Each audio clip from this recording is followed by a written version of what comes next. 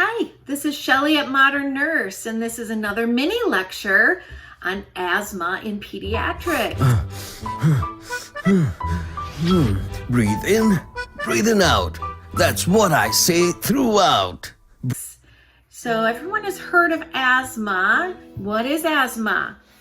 Asthma is a chronic inflammatory disorder of the airways. It can cause the airways to react and to constrict and to cause some wheezing and difficulty breathing.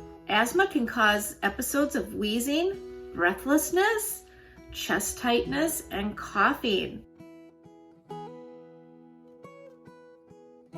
There has been high prevalence of asthma in the United States, increased mortality in the United States, which means people sometimes die of asthma, and people sometimes have some complications from asthma as well. And it is nothing to be taken lightly. People think that it's very manageable. All they have to do is take their inhaler and kids will be fine. But there have been some consequences and some bad outcomes for people with asthma. So it is nothing to be taken lightly, and those kids that have asthma, whether it's a new diagnosis or ongoing chronic issue, they need a lot of education, and they need a strong plan, and the parents need education so that they can get the treatment easy that they need, and so that they can live a quality of life, have high quality of life. Asthma is it is probably the most common chronic disease in kids, and it is the most common cause of school absences for children. And asthma is influenced heavily by allergies and triggers. So what are triggers? Well, triggers are things that are found in that child's environment or in their life that can trigger an asthma response. Okay, so a trigger can be an allergen, like pollen, or cat dander, or dog dander, or mold, something like that, an allergen.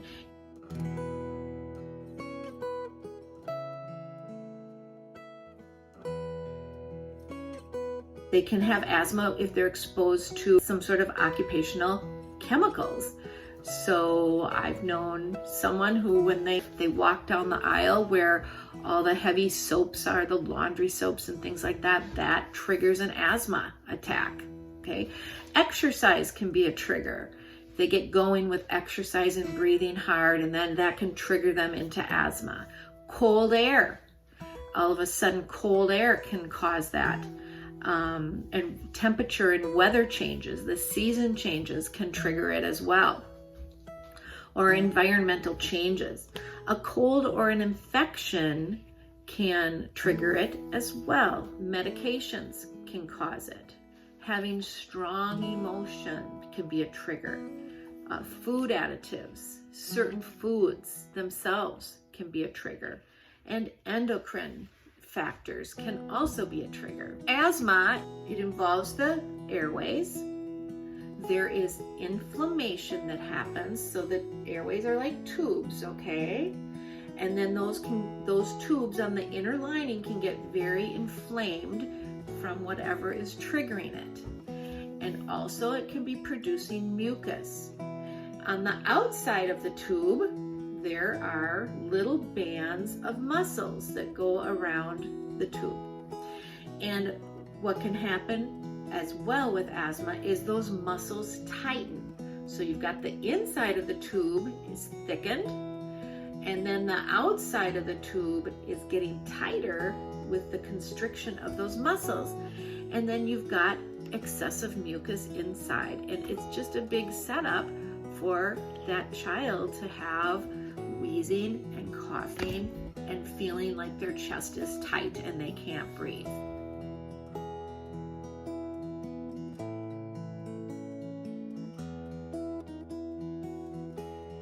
There are kids that have mild asthma.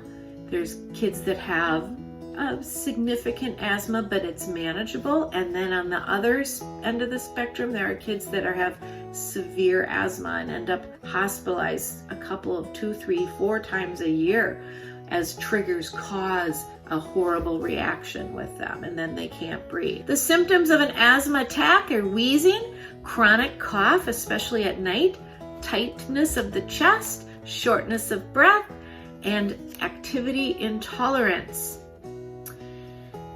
So when we're working with patients that have asthma and their families, we need to do a good history and find out what triggers have they been exposed to, what's causing this, so that we can have them avoid the triggers. We also need to be teaching them how to do daily peak flow records so that they can measure how much air they can force out of their lungs on a daily basis when they're around these triggers or starting to get into trouble.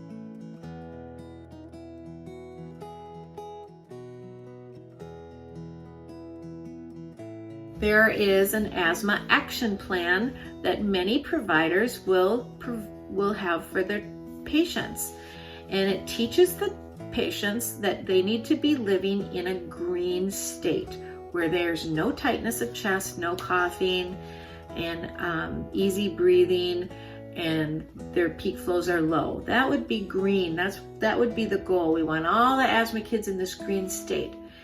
If they're doing their peak flows and then they have a worse number on their peak flow, and they're starting to have a little bit of cough, or they're starting to feel a little bit of tight, they could be moving into the yellow zone. And the yellow zone on the action plan means that certain medications need to start so that they can control that yellow zone. We don't want it to go red.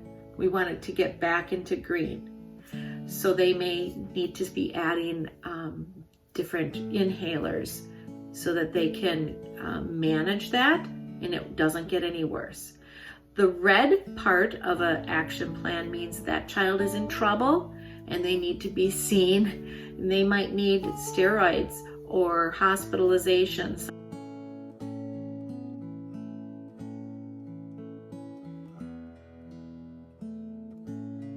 There are different kinds of medications used to control asthma. Some are taken every day to prevent an asthma exacerbation, such as an inhaled corticosteroid, Qvar, there's Pulmicort.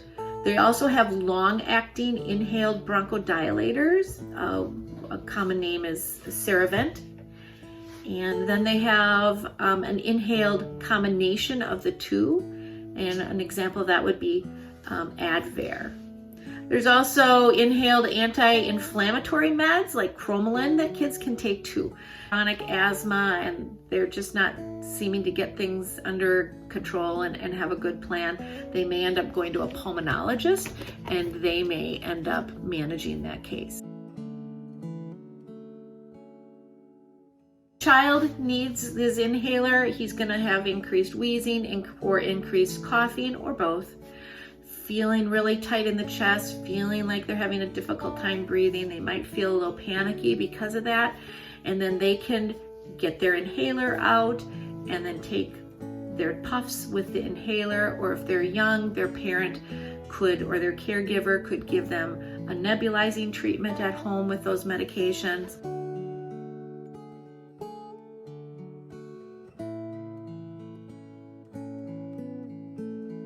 Those medications work really quickly on the smooth muscle of the airway to bring down the swelling, to loosen up that tightness of the muscles that are wrapped around it so that the child can breathe easier, the wheezing goes away, the coughing starts to go away. If kids have a really bad exacerbation, they're going to end up needing to go to the hospital where they're going to have frequent monitoring. They may end up in ICU.